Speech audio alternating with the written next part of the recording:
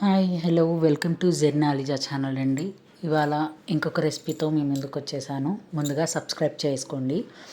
నేను ఇవాళ చేయబోయే రెసిపీ వచ్చేసి బ్రెడ్ ఆమ్లెట్ అండి. దానికి కావాల్సిన ఇంగ్రీడియంట్స్ వచ్చేసి eggs, bread, salt, dhania powder, garam masala, chilli powder, అలాగే ఘీ, అలాగే గరం మసాలా అండ్ ఆయిల్ అండి.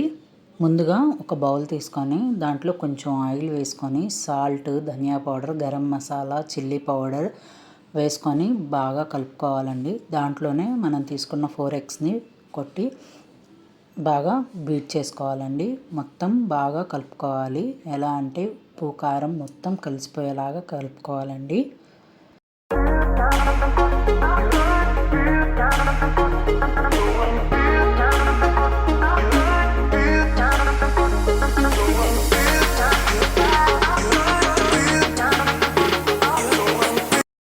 బాగా ఎగ్స్ని కలుపుకున్న తర్వాత స్టవ్ ఆన్ చేసుకొని పెనం పెట్టుకొని పెనం బాగా హీట్ అయ్యేదాకా ఉంచుకొని హీట్ అయిన తర్వాత దాని మీద నెయ్యి వేసుకొని మనం బ్రెడ్ని బాగా కాల్చుకోవాలండి. 2 సైడ్స్ బాగా ఎర్రగా కాల్చుకోవాలి.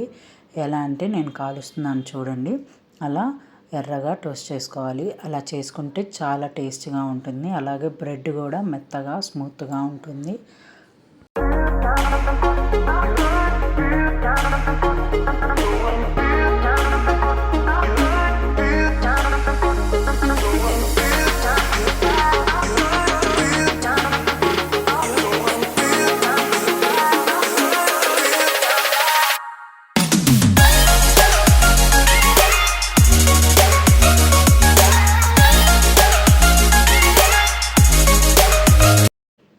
చూశారు కదా బ్రెడ్ ఎలా కాలిందో, అలా కాల్చుకోవాలండి. మీకు ఎన్ని బ్రెడ్ స్లైసెస్ కాల్చుకోవాలనుకుంటే అన్ని బ్రెడ్ స్లైసెస్ని కాల్చుకోండి.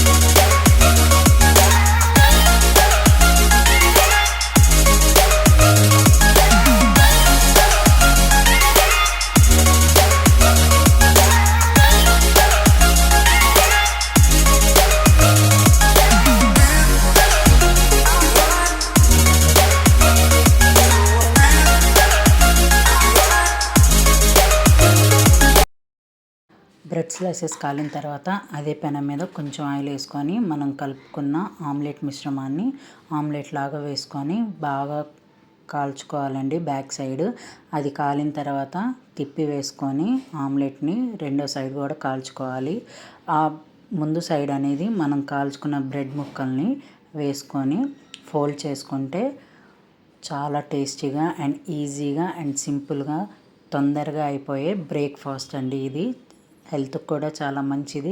అలాగే టేస్టీగా కూడా పిల్లలు వద్దనకుండా తినే బ్రేక్ఫాస్ట్ అండి. చూడండి ఎంత తొందరగా అయిపోతుందో.